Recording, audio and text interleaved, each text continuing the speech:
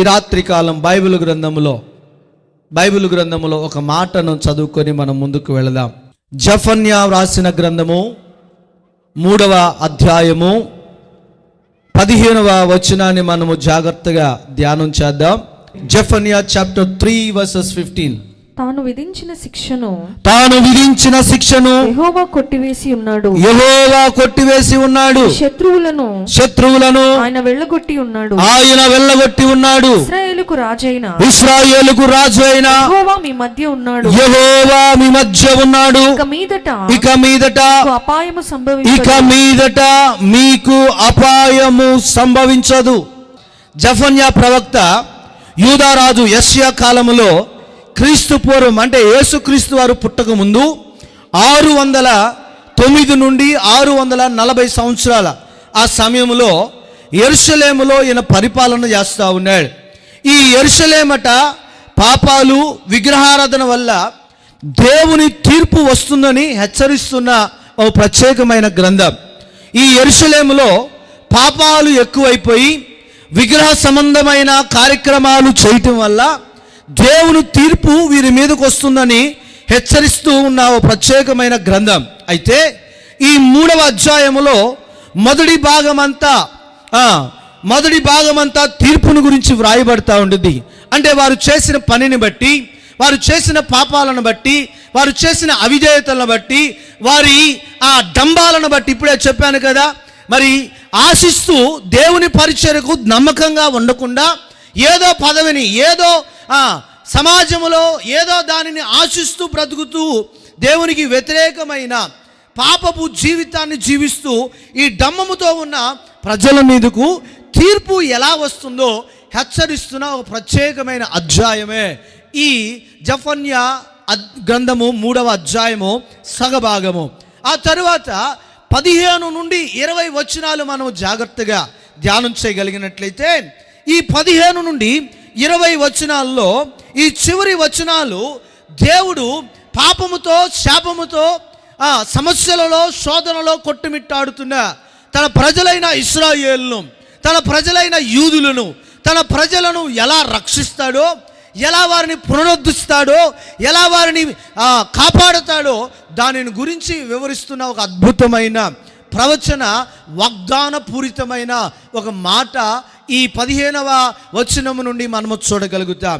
ఈ 3వ అధ్యాయము 15వ వచనములో భక్తుడైన నెహెమ్యా దేవుని ఆత్మతో నింపబడి ఇశ్రాయేలు ప్రజలతో ఈ మాటలు రాస్తా ఉన్నాడు. ఓ ఇశ్రాయేలు ప్రజలారా, తాను మీకు విధించిన శిక్ష యెహోవా కొట్టివేయబోతున్నాడు.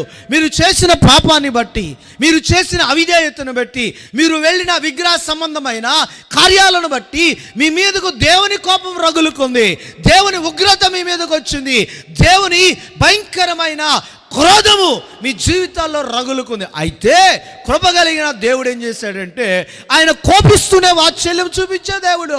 ఆయన కోపిస్తాడు, కానీ ఎంత కోపముతో ఉంటాడో అంతకంటే ఎక్కువ ప్రేమ కలిగిన వాడు మనము ఆరాధిస్తున్న నజరేయుడైన యేసయ్య. కొట్టని గట్టిగా చప్పట్లు.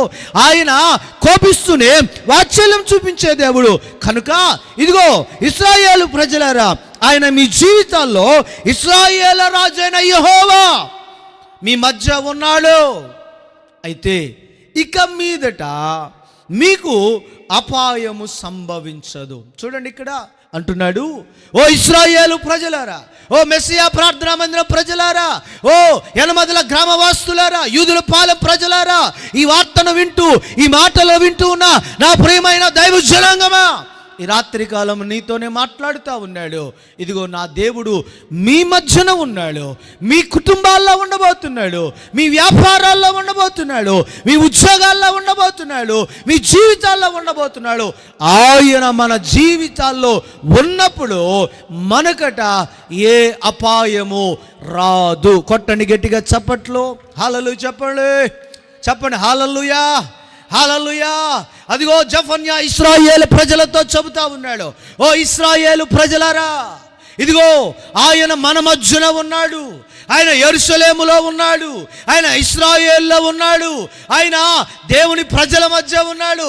కనుక ఇక మీకు ఏ అపాయమో, ఏ కీడు, ఏ శోధన మీకు రాదు అని ఇక్కడ భక్తుడైన నెహెమ్యా సెలవిస్తూ ఉన్నాడు. దేవునికి స్తోత్రం చెప్పండి.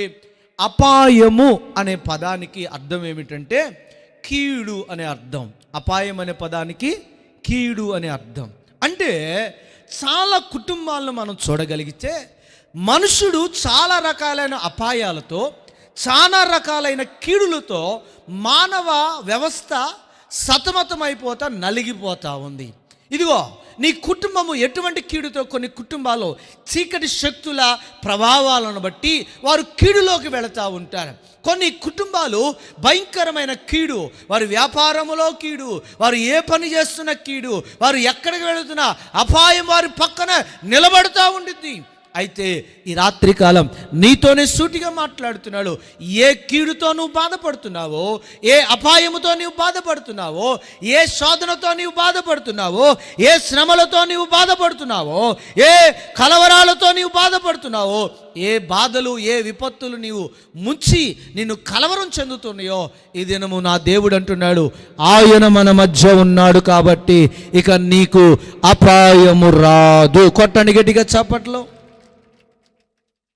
ప్రధానంగా మానవునికి సంభవించే కొన్ని కీడులనండి, శ్రమలనండి, శోధనలనండి, బాధలనండి. ఏంటి? మానవునికి సంభవించే కీడు, సమస్య, శోధన, బాధ.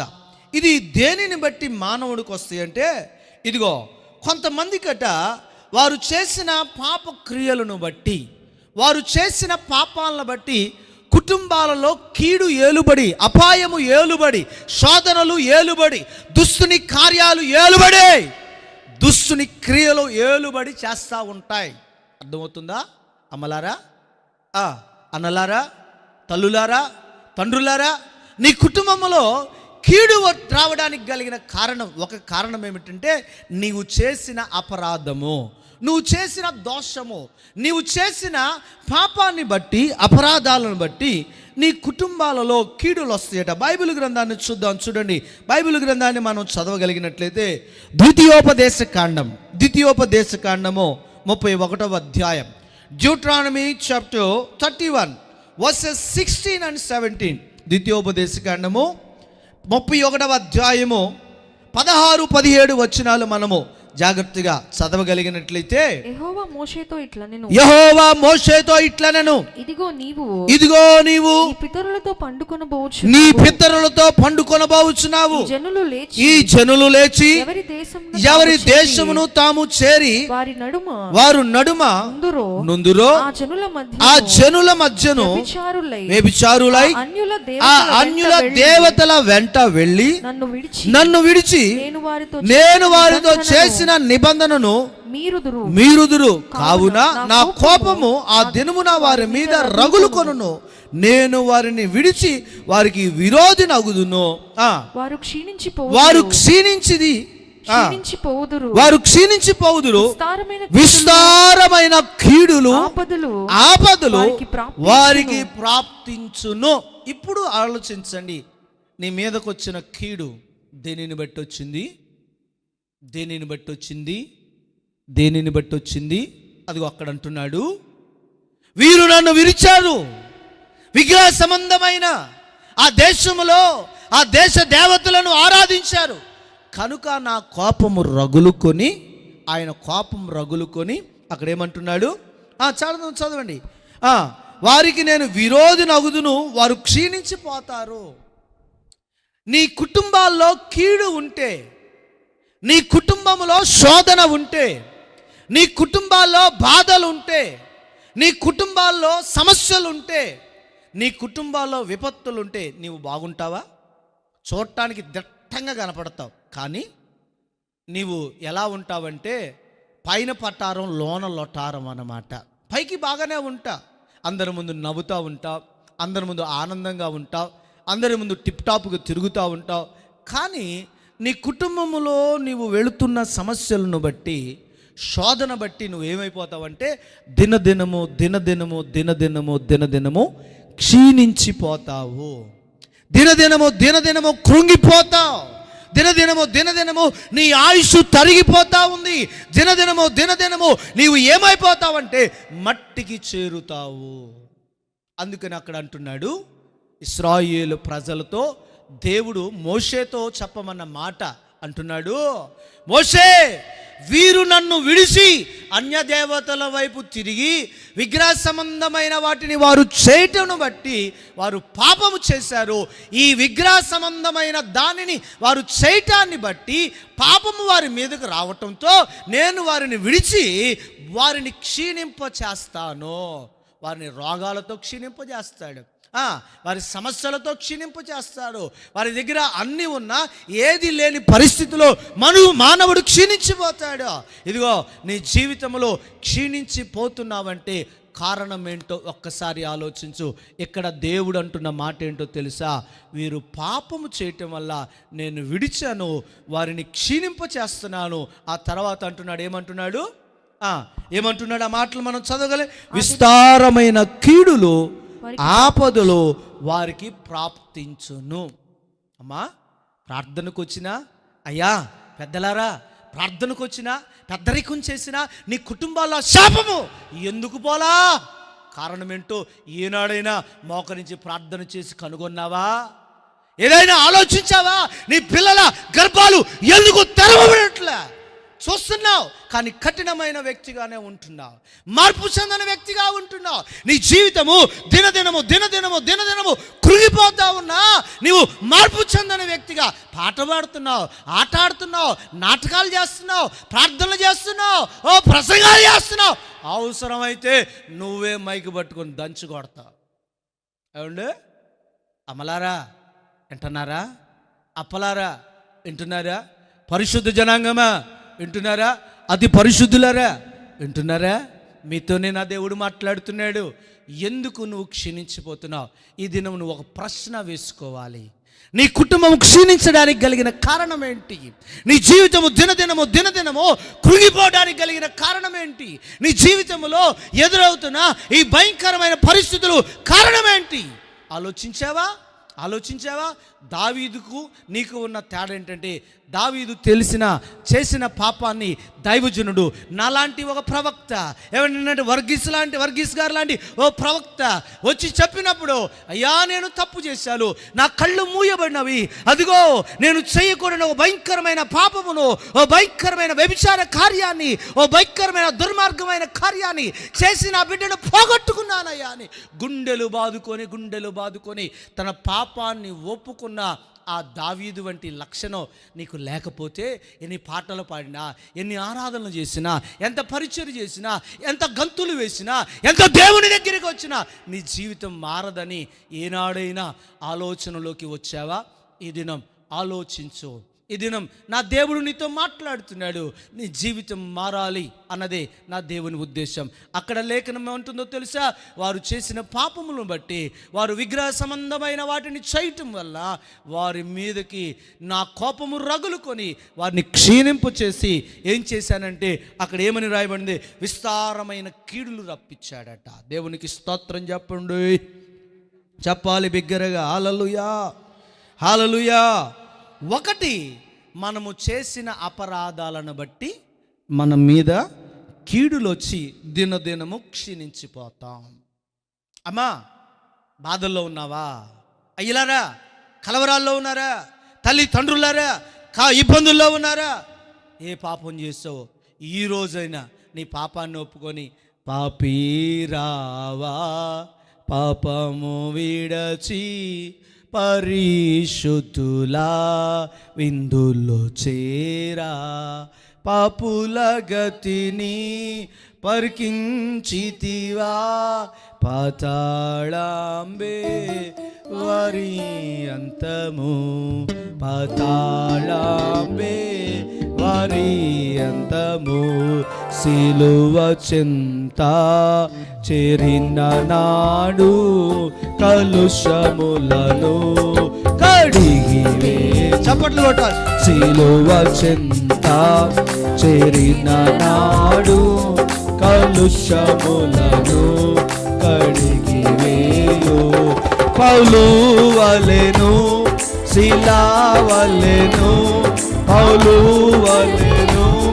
భాష నా వైపు భాష పడిన భక్తుల చూసి, సిద్ధపడిన భక్తుల చూసి, శిలువ చెంత చేరిన నాడు కలుషములను కడిగిరేయు. శిలువ చప్పట్లు కొట్టాలి. చేరిన నాడు కలుషములను కడిగిరేయు. హల్లెలూయా. ఆయన చెంత చేరి పాపాన్ని ఒప్పుకొని, పాపాన్ని విడిచిపెట్టి వ్యభిచారం చేసేవాళ్ళు ఉన్నారు, దొంగతనాలు చేసేవాళ్ళు ఉన్నారు, అబద్ధాలు ఆడేవాళ్ళు ఉన్నారు, భయంకరమైన పాపములను చేస్తూ సంఘములో వ్యతిరేకంగా, సమాజంలో వ్యతిరేకంగా, కుటుంబాల్లో వ్యతిరేకంగా, దేవునికి వ్యతిరేకంగా బ్రతికేవారు ఉన్నారు. వీటిని విడిచిపెట్టి దేవుడు వైపు తిరిగితే నా దేవుడు ఏమంటాడంటే, ఆయన మీకు తోడుగా ఉండబోతున్నాడు. కొట్టని గట్టిగా చప్పట్లు.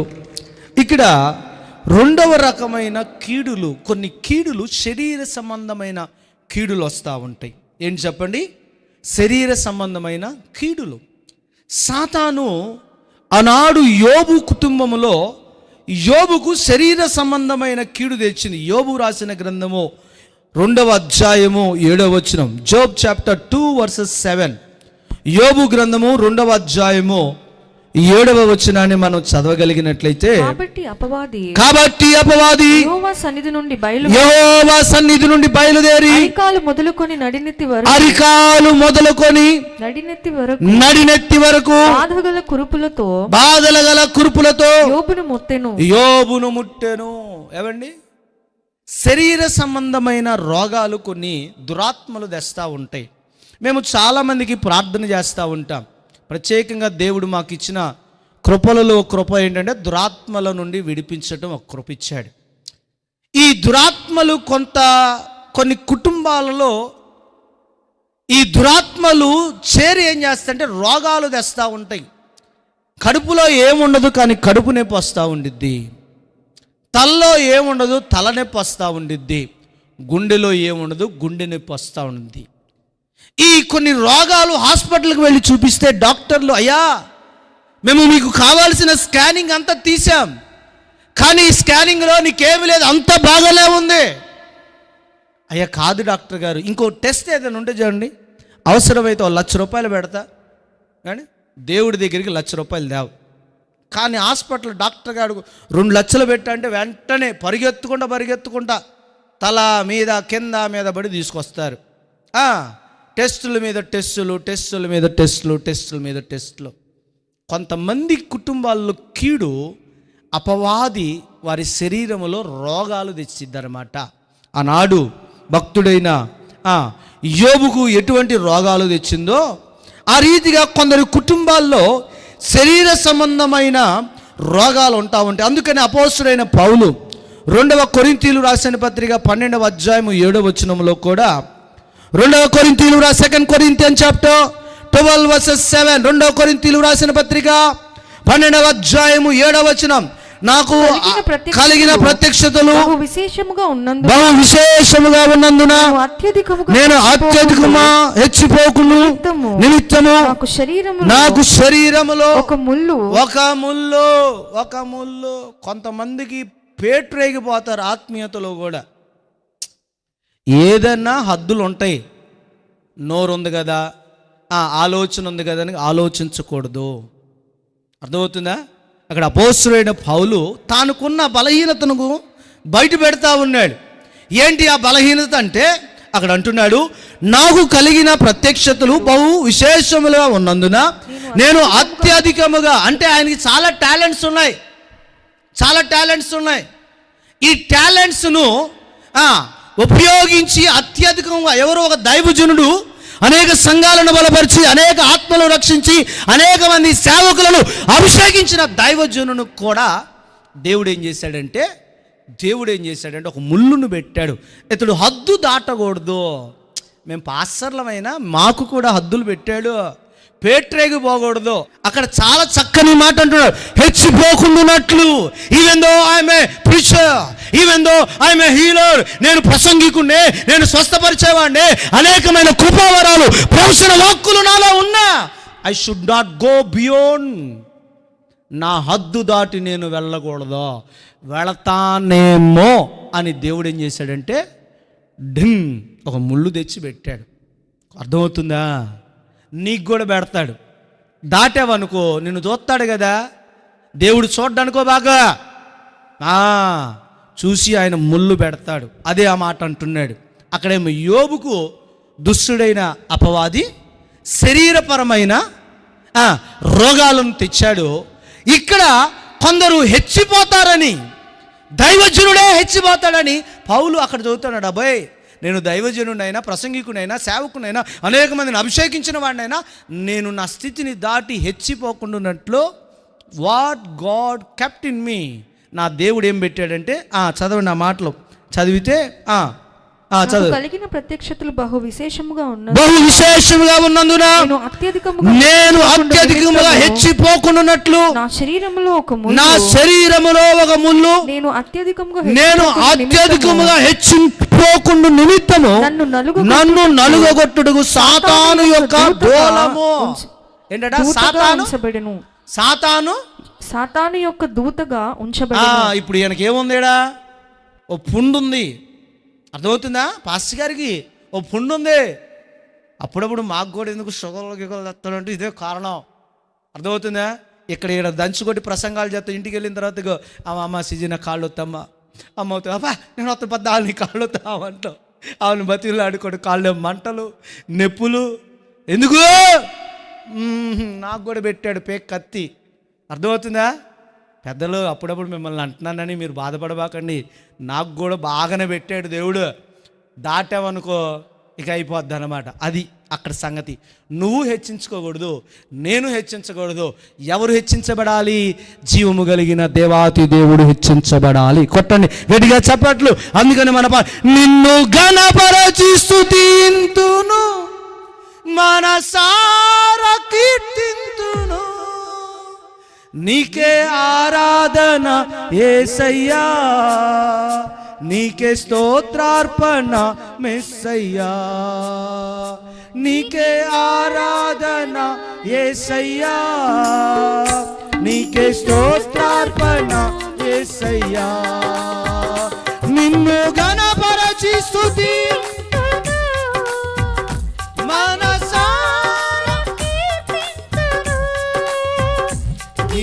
ఘనపరచి స్తుతింతును, మనసారా కీర్తింతును, నీకే ఆరాధన యేసయ్యా, నీకే స్తోత్రార్పణ యేసయ్యా, నీకే ఆరాధన యేసయ్యా, నీకే స్తోత్రార్పణ యేసయ్యా. హల్లెలూయా.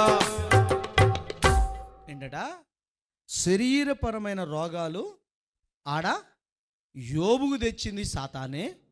ఈడ దైవజనుడు సంఘాలను గట్టి సేవకులను అభిషేకించి అనేక వేల ఆత్మలను రక్షించి అతడు నడుస్తూ ఉంటే అతని శరీరపు నీడబడితే స్వస్థతలు పొందిన అపోస్తుడైన పౌలు కూడా సాతాను ద్వారా దేవుడు ఏం చేశాడంటే, ఇతడు హద్దు దాటిపోతాడేమో, మూడవ ఆకాశానికి వెళ్ళినోడు కదా అసలుకే.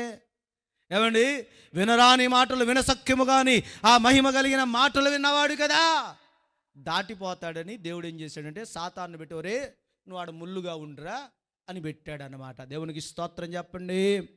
ఇప్పుడు మన సబ్జెక్ట్ ఏంటి? కీడు, అపాయము. ఒకటి, కీడు అపాయం ఎందుకు వస్తుంది అంటే, నీవు స్వయంకృత అపరాధాలు, నువ్వు చేసిన పాపాలను బట్టి నీకు నీ కుటుంబానికి కీడు వస్తుంది. రెండవది, నీ కుటుంబానికి కీడు రావడానికి కలిగిన రెండవ కారణం ఏమిటంటే, ఇదిగో లేఖనం అంటుంది, మన శరీర సంబంధమైన జీవితంలో శరీర సంబంధమైన కీడులకు కారణమట అపవాది. అపవాది అపవాది అపవాది. దేవునికి స్తోత్రం చెప్పండి. కొన్ని ఆస్తి నష్టాలు జరుగుతూ ఉంటాయి కుటుంబాల్లో. కుటుంబాలు నష్టాలు వెళతా ఉంటాయి. ఎంత ప్రయాసపడుతున్నా ఎదుగుదల రాదు. ఎన్ని ఉద్యోగాలు, వ్యాపారాలు, ఎన్ని పనులు చేస్తున్నా అచ్చుబాటు రాదు. ఈ నష్టాలకు కూడా ఏమండి కారణం బైబిల్ గ్రంథములో ఈ నష్టాలు కూడా మన జీవితాలను కీడుల్లోకి నడిపిస్తూ ఉంటాయి. చూడండి, బైబిల్ గ్రంథంలో యోబు కుటుంబము ఒక్కరోజే తన ఆస్తిని కోల్పోయింది. తన పనివారు ఉద్యోగాన్ని కోల్పోయారు, వారు ఆస్తులను కోల్పోయారు. కారణం ఏంటంటే కీడు వారి మీదకు వచ్చేసింది. దేవునికి స్తోత్రం చెప్పండి. హల్లెలూయా, హల్లెలూయా. కొన్ని మన జీవితాల్లో ఆకాశ శక్తులు మనల్ని ఏం చేస్తాయి అంటే కొన్ని అపాయాల్లోకి తీసుకువెళతాయి. అదే అపోస్తలుడైన పౌలు ఎఫెసీకు రాసిన సంఘానికి రాసిన లేఖలో, ఎఫెసీలు రాసిన పత్రిక 6వ అధ్యాయము 12వ వచనములో, ఎఫెసియన్ చాప్టర్ 6 వర్సెస్ 12, మనము పోరాడున్నది శరీరులతో కాదు కానీ ప్రధానులతోను అధికారులతోను ప్రస్తుత అంధకార సంబంధమగు లోకనాథులతో. ఏంటట? లోకనాథులతో. ఈ దురాత్మ సమూహాలు ఏం చేస్తాయంటే మనకు కీడులు తెస్తూ ఉంటాయి. అర్థమవుతుందా? ఇప్పుడు ఒకటి, కీడుకు కారణం ఏంటి? కీడుకు కారణం ఏంటి? మన పాపము. రెండవది, కీడుకు కారణం శరీర సంబంధమైన కీడు ఇడ సాతాను తెస్తుందని, అపవాది సంబంధమైన ఆ చీకటి శక్తులు మన కుటుంబాల్లో కీడులు, శోధనలు, బాధలు తెస్తాయని మనం చూస్తూ ఉన్నాం. ఇంకొక కీడు ఉంది, భయంకరమైన. దీన్ని ఏమంటారంటే జలప్రళయాలు, విపత్తులు అంటారు. అర్థమవుతుందా? జలప్రళయాలు, విపత్తులు అంటారు. ఈ కీడులు కూడా కుటుంబాలను నాశనం చేస్తూ ఉంటాయి. ఆనాడు నోవాహు కాలంలో ప్రపంచం మీదకు ఓ భయంకరమైన ప్రళయం వచ్చింది. ఆ ప్రళయము మానవాళ్ళందరినీ తుడిసివేసింది. ఒక్క నోవాహు భార్యను, 3 కుమారులను, 3 కోడలను రక్షించింది. దేవునికి స్తోత్రం చెప్పండి. అంతేకాకుండా మొదటి రాజుల గ్రంథము 17వ అధ్యాయం, 1 Kings చాప్టర్ 17, మొదటి రాజుల గ్రంథము 17వ అధ్యాయాన్ని మనము జాగ్రత్తగా చదవగలిగినట్లయితే, అంతటా గిలాదు కాపురస్తుల సంబంధియు తిష్బీయుడును నైనా ఏలియా ఆహాబు నొద్దకు వచ్చి ఎవని సన్నిధిని నేను నిలవబడి ఉన్నానో, ఇశ్రాయేలు దేవుడైన ఆ యెహోవా జీవముతోడు నా మాట ప్రకారముగా ఈ సంవత్సరములో మంచైనను వర్షమైనను పడదని ప్రకటించెను. పిమ్మట యెహోవాకు అతని ప్రత్యక్షమై, ఇక్కడ కరువు వచ్చింది. ఇది కూడా ఒక విపత్తే. కొన్ని కుటుంబాలకు ఆర్థికమైన కరువు, కొన్ని కుటుంబాలకు శరీరపరమైన కరువు, కొన్ని కుటుంబాలకు ఆత్మీయమైన కరువు. అయితే ఈ కరువులన్నీ, ఈ విపత్తులన్నీ మన జీవితానికి కీడులుగా ఉంటా ఉన్నవి. అయితే ఈ రాత్రికాలం నా దేవుడు అటువంటి కీడులతో ఒకవేళ బాధపడుతున్నావా? ఈ దినం నా పేరు పెట్టబడిన ప్రజలు తమను తాము తగ్గించుకొని తమ చెడు మార్గములు విడిచి నా వైపు తిరిగిన ఎడల నేను వారి దేశాన్ని బాగు చేస్తాను. కొట్టండి గట్టిగా చప్పట్లు. ఆయన వైపు నీవు తిరగాలి. ఆయన వైపు నీవు తిరగగలిగితే నీ జీవితంలో నా దేవుడు అద్భుతాలు వెంట అద్భుతాలు చేయడానికి సిద్ధంగా ఉన్నాడు. చూడండి, బైబిల్ గ్రంథములో మనము చూడగలిగినట్లయితే కొన్ని ప్రాముఖ్యమైన మాటలను మనము చదువుకోగలిగినట్లయితే, కీర్తనల గ్రంథము 121వ కీర్తన, సామ్స్ 121 వర్సెస్ 7 and 8, కీర్తనల గ్రంథము 121వ కీర్తన 7-8 వచనాలు మనం చదవగలిగినట్లయితే, ఏ అపాయము రాకుండా యెహోవా నిన్ను కాపాడును, ఆయన నీ ప్రాణమును కాపాడును. ఇది మొదలుకొని నిరంతరము నీ రాకపోకలయందు యెహోవా నిన్ను కాపాడును. దేవునికి స్తోత్రం చెప్పండి. హల్లెలూయా. ఆయన కాపాడే దేవుడు. మన జీవితాలలో మన బ్రతుకులను మార్చడానికి ఆయన మేలు చేయు దేవుడు మన మధ్య ఉన్నప్పుడు మనకు కీడు సంభవించదు. ఆ మేలు చేసే దేవుడు మన మధ్యన ఉన్నప్పుడు, ఆ మేలు చేసే దేవుని సన్నిధి మన మధ్యన ఉన్నప్పుడు ఇక ఏ కీడు మన దరి చేరదో. దేవునికి స్తోత్రం చెప్పండి. అందుకనే ఈ కీర్తనలో అంటాడు, ఏ అపాయము రాకుండా యెహోవా నిన్ను కాపాడును, ఆయన నీ ప్రాణమును కాపాడును, ఇది మొదలుకొని నిరంతరము నీ రాకపోకలయందు యెహోవా నిన్ను కాపాడును. దేవునికి స్తోత్రం చెప్పండి. ఈ 2026 సంవత్సరం ఈ మొదటి మాసములో ఈ జనవరి నెలలో నా దేవుడు ఇదిగో ఈ వాక్యమును వింటున్న ప్రజలతో మాట్లాడుతూ ఉన్నాడు. ఆయన నిన్ను కాపాడటానికి సిద్ధముగా ఉన్నాడు. కొట్టని గట్టిగా చప్పట్లో. ఏ కీడు నీకు రాకుండా ఆయన నీకు సహాయం చేయటానికి సిద్ధముగా ఉన్నాడు. ఇంకా మనము బైబిల్ గ్రంథములో చూడగలిగినట్లయితే బైబిల్ గ్రంథములో చూద్దాం. మనము మొదటి దినవృత్తాంతముల గ్రంథము 4వ అధ్యాయం 10వ వచనములో, 1 Chronicles chapter 4 verses 10, ఇక్కడ యెబేజు ప్రార్థనను మనం వింటా ఉంటాం. మొదటి దినవృత్తాంతముల గ్రంథము 4వ అధ్యాయము 9వ వచనము నుండి మనం చదవగలిగినట్లయితే, యెబేజు తన సహోదరుల కంటే పొందిన వాడై ఉండెను. వేదన పడి అతని తల్లి అతనిని కంటినని ఎబేజు అని పేరు పెట్టెను. ఎబేజు ఇశ్రాయేలు దేవుని గురించి మొరపెట్టి, నీవు నన్ను నిశ్చయముగా ఆశీర్వదించి నా సరిహద్దును విశాలపరిచి నీ చెయ్యి నాకు తోడుగా ఉండ దయచేసి నాకు కీడు రాకుండా. This is your prayer. నీ ప్రార్థన ఇది ఉండాలి. ఏం ప్రార్థన ఉండాలి? నాకు డబ్బులు ఇయ్యా, నాకు పిల్లలు ఇయ్యా, నాకు అది ఇయ్యా, నాకు ఇదయ్యా కాదు. నీకు ఇవన్నీ అనుభవించాలి అంటే నీవు కీడు లేకుండా ఉంటే నాకు అనుభవించేదే. ఏమండి, ఇక్కడ యెబేజు ఏమని ప్రార్థన చేస్తున్నాడు? సరిహద్దులు విశాలపరచని ప్రార్థన చేస్తున్నాడు. బాగానే ఉంది.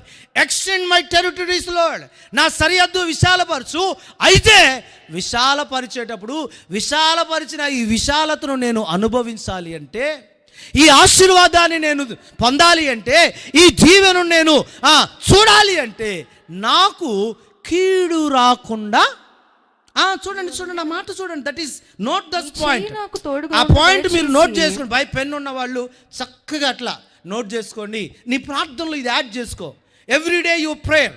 ప్రతిరోజు నీ ప్రార్థనలో దీన్ని నువ్వు యాడ్ చేసుకోవాలి. నువ్వు బయటికి వెళ్తున్నా, లోపలికి వస్తున్నా, నీ పిల్లలు చదువులకు వెళ్తున్నా, ఉద్యోగాలకు వెళ్తున్నా, వ్యాపారాలకు వెళ్తున్నా, ఏ కీడు, ఏ అపాయము, ఏ దుష్టక్రియలు, ఏ శోధన, ఏ భయంకరమైన పరిస్థితులు నీ కుటుంబాన్ని ముంచెత్తకుండా ఉండాలంటే నీ ప్రార్థనలో నువ్వేం చేయాలో తెలుసా? ఏ కీడు రాకుండా.